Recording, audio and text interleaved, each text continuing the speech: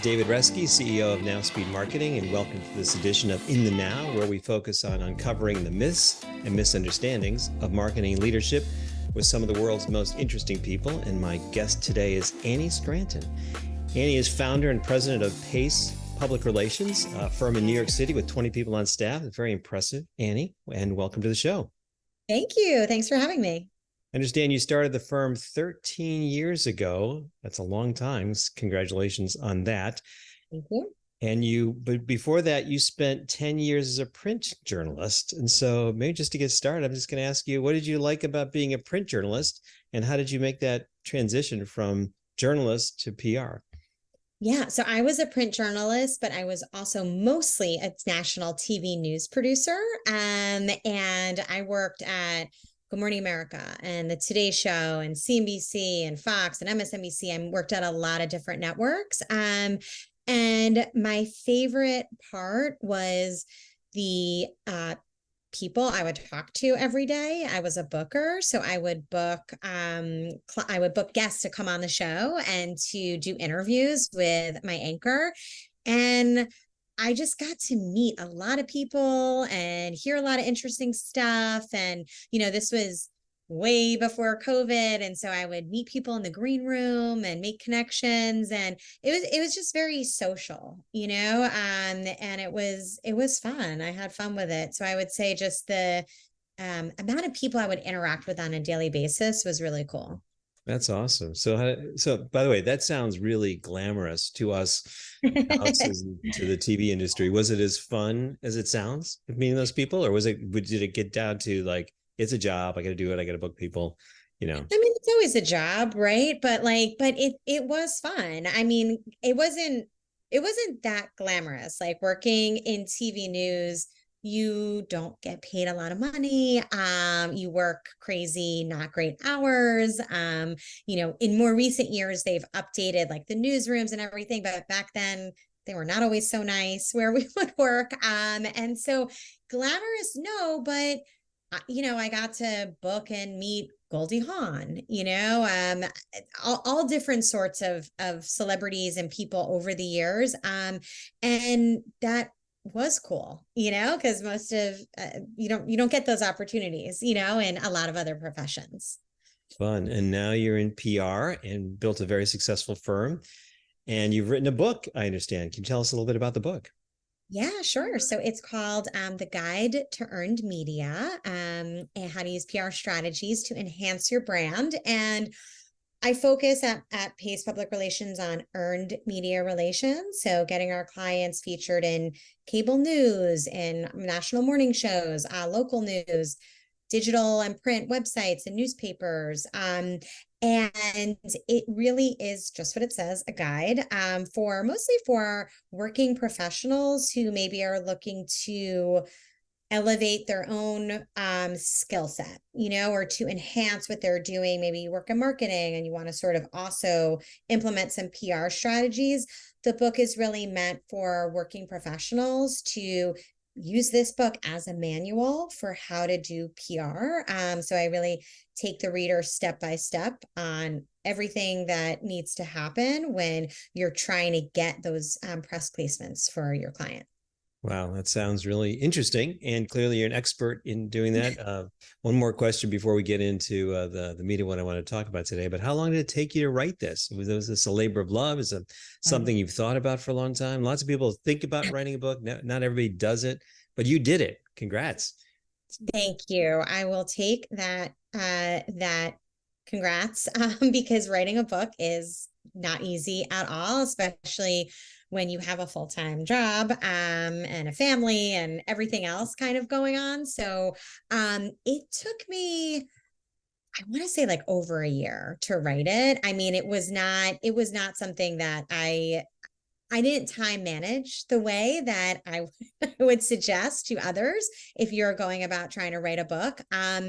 but I got it done. And but it was a labor of love, because when you have a full schedule already, it can be hard to find the time to write the book. Well, I can totally relate. It took me 5 years to write my book, so Ugh, yeah, you did it it's in a year. hard. That's impressive. Nice job. Thank you. Anyway, I want to get into you clearly are an expert in this area. I want to talk about PR and Okay. the way that the industry works today, and in some of your experience in this area. And the Mythbuster question we talked about is, to get quality PR interviews today, you need to pay. Is that true or not true? Not true. Not Not true. true. No, no, not at all.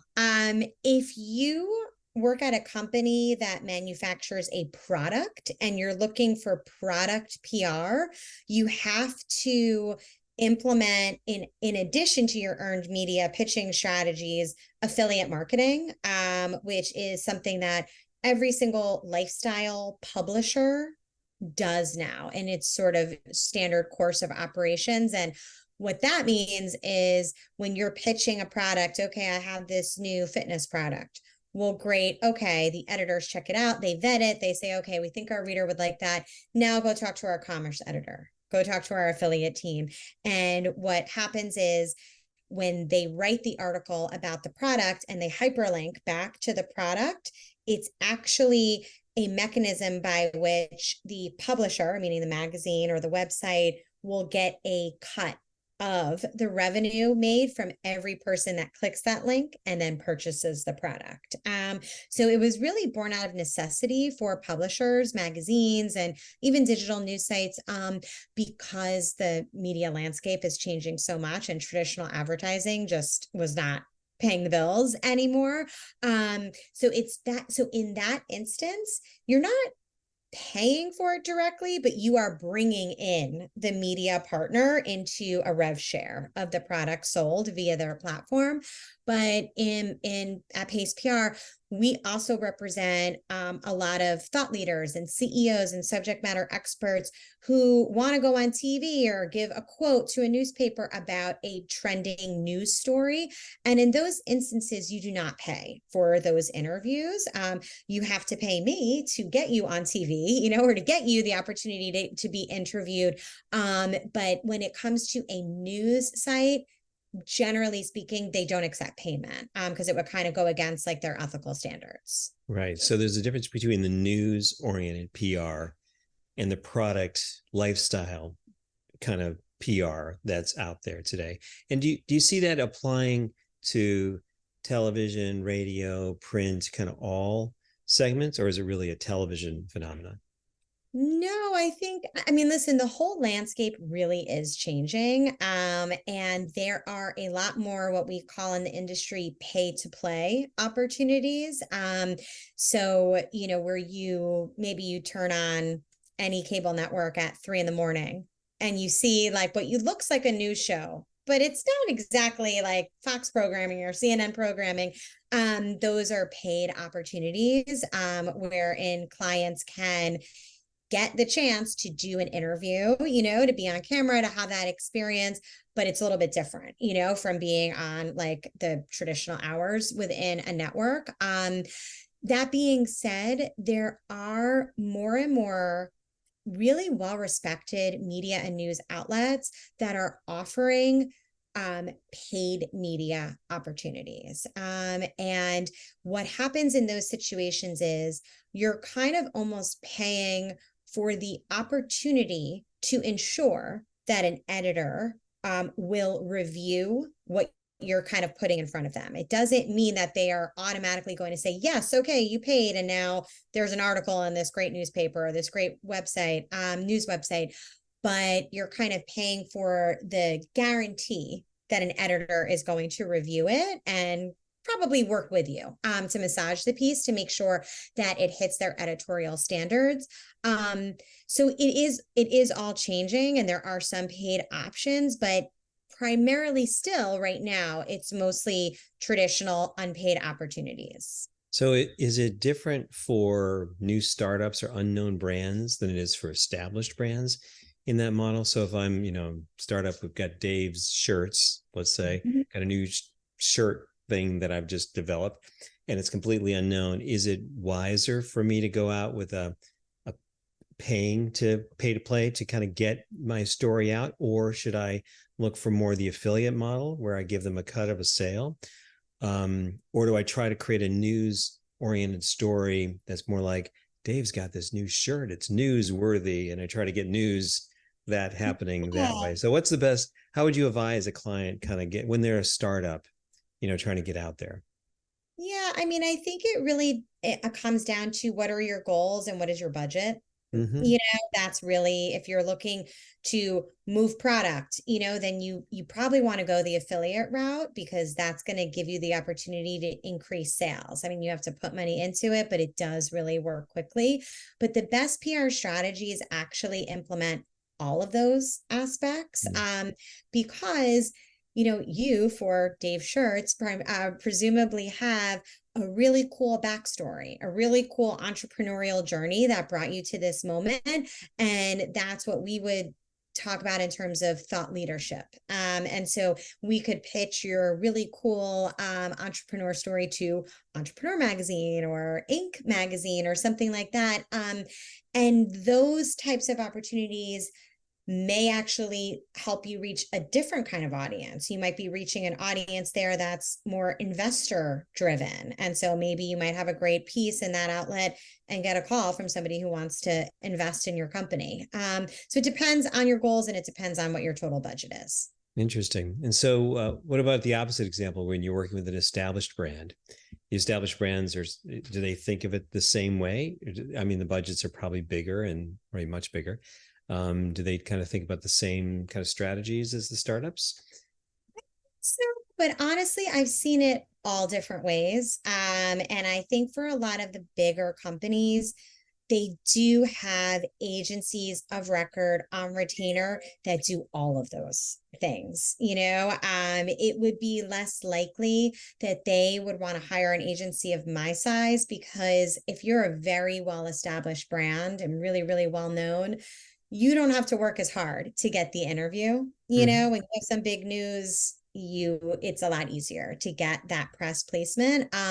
But for them, I think it's more important to have an agency that can also integrate marketing tactics, and different tactics that will drive their overall either sales or brand awareness or just keep their brand top of mind, and relevant. I think that's probably more of the concern there is keeping those sales numbers up and keeping sort of, the relevancy. Yeah, absolutely. So if it's Ford and they're launching a new car model, it's easier to get on Good Morning America, let's say, than Dave's Shirts kind of coming out with the Well, when it was the Ford, electric truck, yeah, I mean, that was everywhere, yeah. so I mean, it has to be cool, it can't just be like the latest model of like our run of the mill SUV. There always has to be a good story there, always 100%. But, um, you know, for something like that, yeah, they're gonna be able to get the kind of press that they're wanted and they want. And should they want to position the CEO as somebody to talk about the state of the auto industry in the US, or are folks buying more electric than gas cars, they would be able to get an interview like that booked a lot more easily than like say like a newer car model line if there was one. Yeah. So talk to me about how to create that story with the client, because I imagine that that's a very important piece. So if a client comes to you and wants to sell the product, go the affiliate route, get on television, get that exposure, and they're committed to that. How do you work with them to create that story of interest to kind of get that engagement or that excitement that the media probably really needs to make it worthwhile? Totally. So it requires a lot of time and output in the beginning of working together with a client. And we always work with our clients who we think of as partners in a very collaborative sort of spirit. So it starts off with a kickoff meeting, a long kickoff meeting, which before that, we send them a new client questionnaire that has a lot of questions that just help us to get inside the mind of the decision makers of the company, and also ask them in 10 different ways, how do they describe themselves? What is their unique selling point? What's different about them than every one of their other competitors on the market? Who are their competitors? What have their competitors done well that they wish that they think they could have been involved in some of those opportunities? So we kind of get downloaded on all of that information. And from there, we build out a strategy for how we're going to get them to the place where they want to go. Usually it's by layering in these different angles that we've talked about, product placement through affiliate, thought leadership, newsjacking opportunities, trends, pitches, all of that kind of good stuff. But what it really comes down to is the storytelling aspect. And people now want, or consumers rather, want to feel like the purchases that they're making, that they're aligned with them, for sort of from a sustainability aspect, from just their point of view on, where they fit into the industry. So I think it's actually really important to make sure that the client's story is messaged in the best way possible to reach the audience that you're trying to go after. And it requires a lot of time and effort, and drafting pitches, rewriting them, sharing them with the client, getting together and having a whiteboard up and, and sort of playing around with different language and different terms. But so it's a lot of work that comes into it, but it's a process that can be done for sure. But it always comes down to what's different, what's unique, and why should anyone care? Because Mm-hmm. like we all are so busy. It's like, we have to really make it pack a punch for an editor and then subsequently a reader or a viewer at home to say, okay, I want to look into this product. Yeah, that makes a lot of sense. So how do you come up with then the media strategy? Let's say you work with the client, you get the story, you've done all that homework, and now you've got to pitch it to the right media. To me, and as a digital marketer, there's a whole different set of channels that we work with. How do Right. you select the right media? Is it, television, Generally, radio? Like it seems like a massive set of options you have. there is, which is good and bad. It's good because there's a lot of opportunities. It's bad because, clients want to be in all of them, or many of them. And it does take time. There's no magic bullet, when it comes to PR and pitching real reporters and real producers.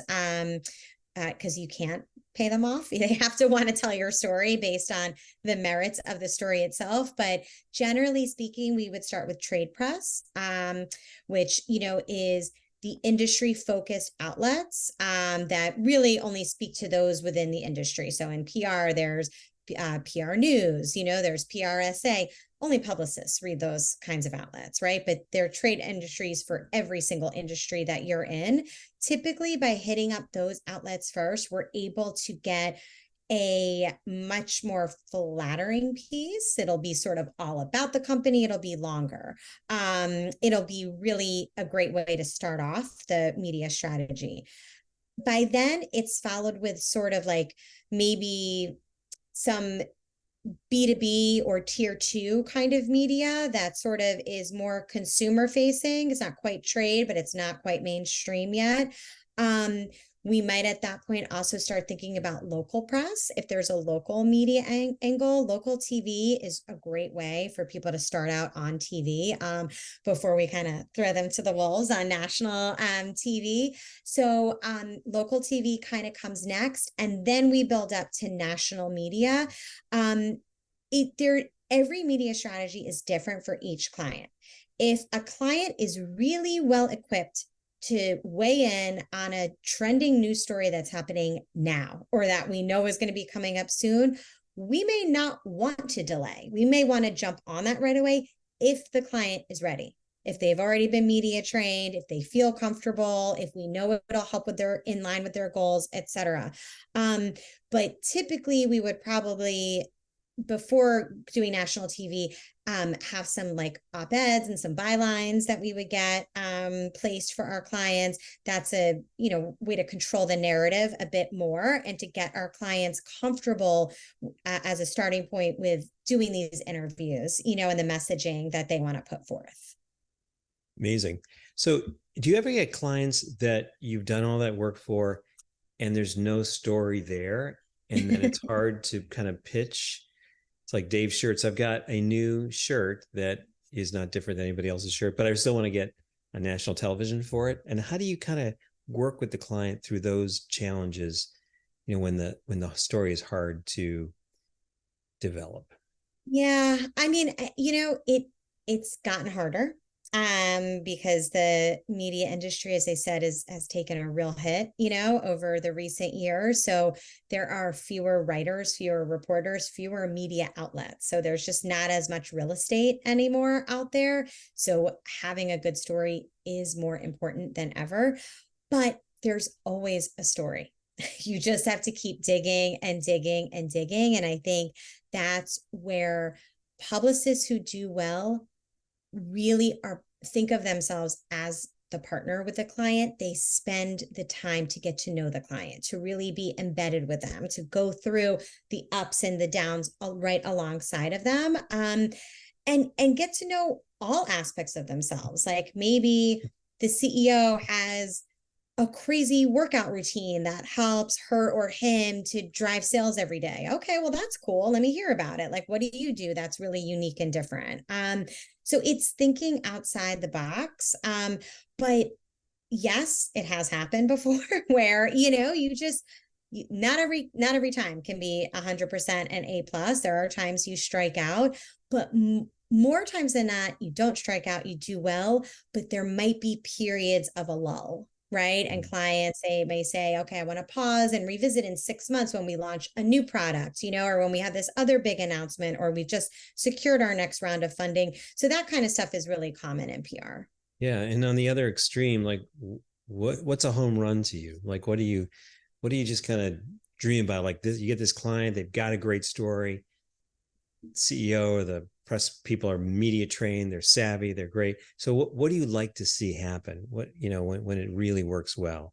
Yeah, I mean, I think clients are the happiest when they're in super tier one media. Yeah. So Wall Street Journal, USA Today, The Today Show, Good Morning America, NPR. Those types of really super highly trafficked, super highly watched outlets move the needle. They Mm-hmm. they just do. But what also really helps is when clients come to us and they're really excited is when we help them to ideate and draft and then pitch and place a really smart op-ed where the CEO or the founder is giving a fresh take on the industry or a fresh take on a trend that's happening. That I think can feel very satisfying because typically speaking, then their peers within the industry are starting to then see that CEO in a different light. There's her or his brand is starting to get elevated, and that helps. It may not help right away, like, oh, I got, now I landed this deal because of this article, or I got this new client because of this article. But in elevating the stature of the CEO, it opens doors and it just makes conversations happen that previously weren't.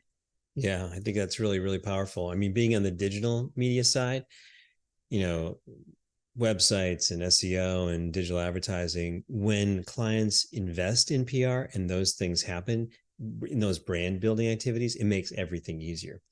So Oh, we love our clients who invest in digital marketing or paid advertising or SEO. They're begging us, do you have like high domain authority like sites you can get our client on, really great articles that we can promote that we can then market out, because what we do in earned media, it automatically gives you that legitimacy and that credibility with your potential customer or client. Anybody can pay for an ad. or write a post on LinkedIn, or, send out an e-newsletter. But if you can include a really great article or TV interview, it automatically gets people to pay attention. Yeah, absolutely. And, things we look for in digital, like inbound links, suddenly they're not 10, there are thousands, right? We get great content we can put on the website. You can, so it helps with SEO, it helps with website content, it helps with search. People see it in other media and then they search traffic. All those things are great. So PR and the digital side go so well together. Yeah, we have clients, medical doctors, lawyers, who tell us today videos of interviews they gave from years ago that their team optimized lead to new clients today. Just pick up the phone and say, "Oh, I watched an interview of you, when you were on CNN or Fox or whatever." People, it means a lot, it really does. Yeah, and that's probably one of the things that's changed in our industries in the last 10 years as well, right? So a spot that you might have put on or gotten someone on national television, if it goes then into YouTube and stays there for years and years or something else, those pieces can really last for years. And sometimes I enjoy kind of watching I was just watching some this morning on Instagram. So there were like these celebrity interviews and stuff, but I imagine, that there's a longer shelf life today for the things that you're doing than there was previously. Is that true, or is that? Yeah, I think so. I mean, the clips, the interviews, they're lasting for a long time online. And I think where the real benefit is just like the digital marketing world has just grown, in terms of different services and different tactics that y'all do. And so having one great clip or interview or article, you can slice and dice that in 100 ways, to create new content, new, specific backlinks, etc. So I think that's been a big benefit, but it also helps us because when we get a client who does a great TV interview, well, then we have a fresh clip of them. And so we can send it to other media and say, "Oh, so-and-so was just on TV yesterday. Check him out. Here's what he said." And it just helps us because it is showing rather than telling that the clients we're working with have the credibility to get interviewed by these big outlets. Yeah, and that's it's very powerful. Well, Annie, this has been an amazing conversation. Congratulations on your book. Tell us, is it out yet? When's it coming out? How do we get it? It is out today. August 29th is the official release date. Today? So Congratulations. yeah, Wow. thank So you so exciting. much. It's called The Guide to Earned Media, and you can find it on Amazon. Fantastic. I'll order a copy today. That's fantastic. And if someone wants to learn more about your firm or you, or wants to engage you, how would they do that? I'm on all the social media platforms at Annie Scranton. Just send me a message and I would absolutely love to connect with your audience. Great. Well, thank you, Annie, for taking the time, and wish you all the best with your firm and your book and all that you're doing. Thank you so much.